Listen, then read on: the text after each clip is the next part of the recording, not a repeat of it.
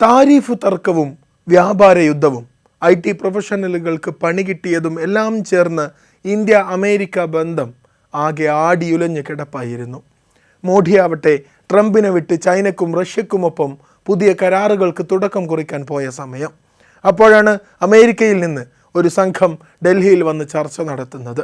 പ്രധാനമന്ത്രി നരേന്ദ്രമോദിയുടെ 75ാം പിറന്നാളിന് എൻ്റെ ചങ്ക് ബ്രോ എന്നർത്ഥത്തിൽ ട്രംപ് ആശംസകൾ അറിയിക്കുന്നത്. രണ്ടുപേരും വീണ്ടും ഒന്നാകുന്നത്. ആ ഗാഢമായ സൗഹൃദത്തിൻ്റെ ആശംസ പറച്ചിലിൻ്റെ ചൂടാറിയിട്ടില്ലായിരുന്നു. അപ്പോഴേക്ക് ട്രംപിൻ്റെ അടുത്ത പ്രഖ്യാപനം വന്നു. H-1B വിസക്ക് നിയന്ത്രണം വരുന്നു. അതാവട്ടെ ബാധിക്കാൻ പോകുന്നത് പ്രധാനമായും ഇന്ത്യക്കാരെ തന്നെ. നോക്കാം ഡൊണാൾഡ് ട്രംപിൻ്റെ പുതിയ പ്രഖ്യാപനമായ H-1B വിസ നിയന്ത്രണത്തിൻ്റെ വിശദാംശങ്ങൾ. ആദ്യം H-1B വിസ എന്താണെന്ന് പറയാം. അമേരിക്കൻ കമ്പനികൾക്ക് ഉയർന്ന വൈദഗ്ധ്യമുള്ള വിദേശത്ത് നിന്നുള്ള തൊഴിലാളികളെ താൽക്കാലികമായി കമ്പനികളിൽ നിയമിക്കാൻ കഴിയും. ഇതിന് അനുവദിക്കുന്ന ഒരു നോൺ ഇമിഗ്രൻ്റ് വിസയാണ് H-1B വിസ. സയൻസ്, ടെക്നോളജി, എഞ്ചിനീയറിംഗ്, മാത്തമാറ്റിക്സ് ഇവ നാലും ചേർന്ന STEM മേഖലകളിലാണ് പ്രധാനമായും ഈ വിസ ഉപയോഗിക്കുന്നത്. ഓരോ വർഷവും നിശ്ചിത എണ്ണം H-1B വിസകൾ മാത്രമേ സർക്കാർ നൽകുകയുള്ളൂ. സാധാരണയായി 65,000 വിസകൾ. അമേരിക്കൻ സർവകലാശാലകളിൽ നിന്ന് മാസ്റ്റേഴ്സ് ബിരുദമോ അതിനു മുകളിലോ യോഗ്യത നേടിയവർക്കായി 20,000 അധിക വിസകളുമാണ് ഈ ഇനത്തിൽ ലഭ്യമാക്കാറുള്ളത്. ഈ H-1B വിസയുടെ ഏറ്റവും വലിയ ഗുണഭോക്താക്കൾ ഇന്ത്യക്കാരാണ്. ഓരോ വർഷവും അനുവദിക്കുന്ന വിസകളിൽ 70% ഇന്ത്യൻ പ്രൊഫഷണലുകൾക്കാണ് ലഭിക്കുന്നത്. അമേരിക്കയിലെ ടെക് ഭീമന്മാരായ ഗൂഗിൾ, ആപ്പിൾ, മൈക്രോസോഫ്റ്റ്, ആമസോൺ ഇങ്ങനെ തുടങ്ങിയ നിരവധി കമ്പനികളും ഇന്ത്യയിലെ തന്നെ പ്രമുഖ IT കമ്പനികളായ ടാറ്റ കൺസൾട്ടൻസി സർവീസസ്, ഇൻഫോസിസ്, വിപ്രോ ഇങ്ങനെ നിരവധി കമ്പനികൾ ഈ H-1B വിസ പ്രോഗ്രാം വഴി ധാരാളം ജീവനക്കാരെ അമേരിക്കയിലേക്ക് കൊണ്ടുപോകാറുണ്ട്. ഇനി ട്രംപിൻ്റെ നിലപാട് എന്തായിരുന്നുവെന്ന് നോക്കാം. അമേരിക്ക ഫസ്റ്റ് എന്ന മുദ്രാവാക്യമുയർത്തി അധികാരത്തിലെത്തിയ ഡൊണാൾഡ് ട്രംപ് H-1B വിസ പ്രോഗ്രാമിനെതിരെ ശക്തമായ നിലപാടാണ് സ്വീകരിച്ചിരുന്നത്.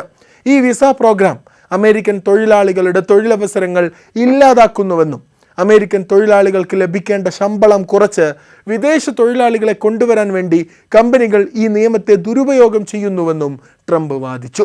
H-1B വിസ ദുരുപയോഗം ചെയ്യുന്നത് ദേശീയ സുരക്ഷയ്ക്ക് പോലും ഭീഷണിയാണെന്ന് ട്രംപ് പ്രസ്താവിച്ചു. ഈ വിഷയത്തിൽ ഏറ്റവും കൂടുതൽ ആശങ്കയുണ്ടാക്കിയത് ട്രംപ് ഭരണകൂടം H-1B വിസക്ക് $100,000 ഫീസ് ഏർപ്പെടുത്തിയേക്കും എന്ന വാർത്ത വന്നപ്പോഴാണ്. വിസക്ക് നിലവിലുണ്ടായിരുന്നത് $2,000 മുതൽ $5,000 വരെയായിരുന്നു ഫീസ്. പെട്ടെന്ന് ഇത് $100,000 ഉയർന്നതോടെ ഇന്ത്യൻ പ്രൊഫഷണലുകൾക്കും അവരെ സ്പോൺസർ ചെയ്യുന്ന കമ്പനികൾക്കും ഇത് താങ്ങാനാവുന്നതിലും അപ്പുറമായിരുന്നു. പല കമ്പനികളുടെയും വാർഷിക വരുമാനത്തേക്കാൾ കൂടുതലാണ് ഈ തുക. ഈ പ്രഖ്യാപനം വന്ന ഉടൻ വലിയ ആശയക്കുഴപ്പങ്ങളുണ്ടായി.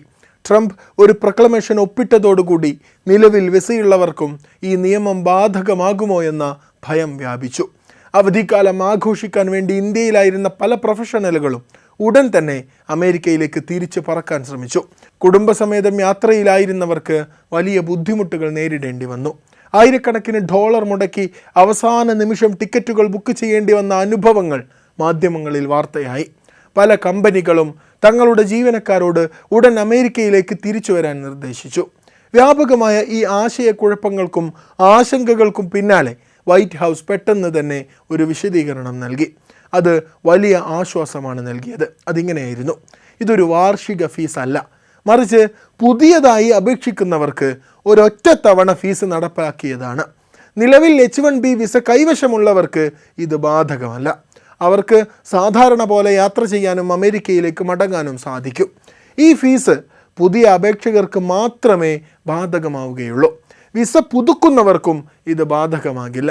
ഈ വിശദീകരണം താൽക്കാലികമായി ആശങ്കകൾക്ക് അഴവ് വരുത്തി. പക്ഷേ ട്രംപിൻ്റെ ലക്ഷ്യങ്ങൾ ഇതോടുകൂടി വ്യക്തമായി.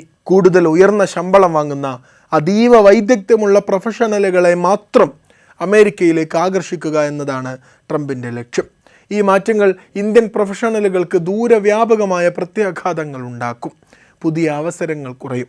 $100,000 ഫീസ് ഒരു കമ്പനിയെ സംബന്ധിച്ചിടത്തോളം ഒരു എംപ്ലോയിക്ക് എന്ന് പറയുന്നത് വലിയ ബാധ്യതയാണ്.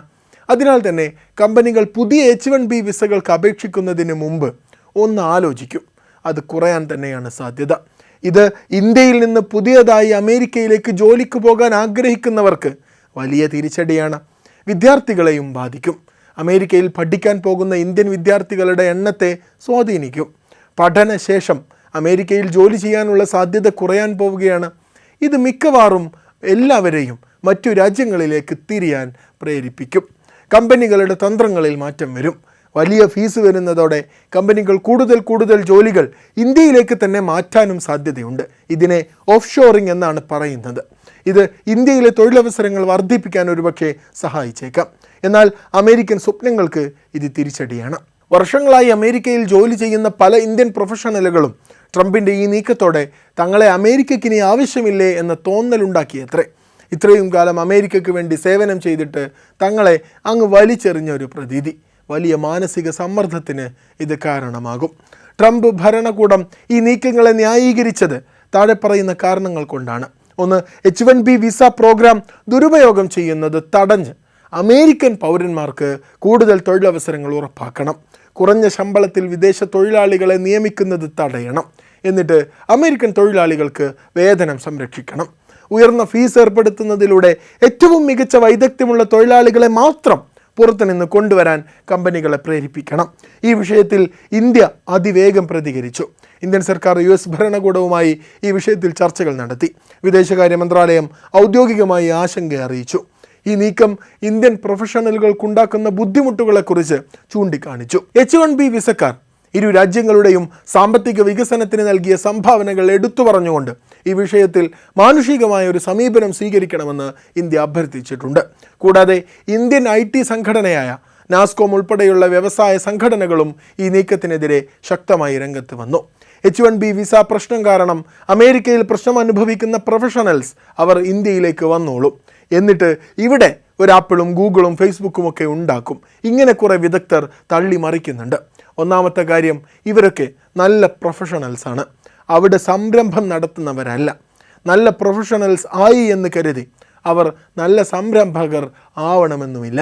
സംരംഭങ്ങൾ തുടങ്ങാൻ ജോലി പോകണം എന്നതൊക്കെ പറയുന്നത് അതിവായനകളാണ്. ഇനി അവർ കമ്പനി തുടങ്ങാൻ തീരുമാനിച്ചു എന്ന് തന്നെ ഇരിക്കട്ടെ, അവർക്ക് ഇന്ത്യയേക്കാൾ ബെറ്റർ ഓപ്ഷൻസ് മറ്റ് രാജ്യങ്ങളിൽ നിലവിലുണ്ട്. അമേരിക്കയിൽ H-1B പ്രശ്നം ഉണ്ടാകുമ്പോഴല്ല ഇവിടെ ഗൂഗിളും ഫേസ്ബുക്കും ഉണ്ടാവണമെന്ന് ആലോചിക്കേണ്ടത്. അതിന് മറ്റ് ഇനീഷ്യേറ്റീവ്സ് വേറെ വേണം.